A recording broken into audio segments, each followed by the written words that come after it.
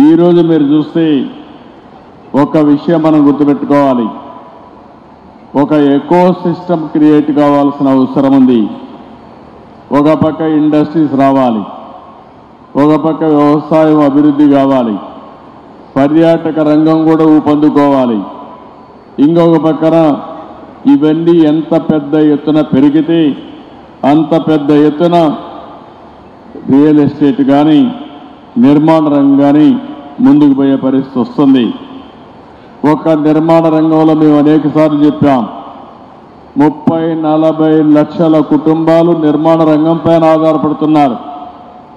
గడచిన 5 సంవత్సరాల్లో ఇసుక కూడా దొరకని పరిస్థితి ఉంటే నేను వస్తానే ఉచిత ఇసుక మళ్ళీ తీసుకొచ్చి ఎవ్వరు కూడా ఇసుక కొరత లేకుండా చేయగలిగాం.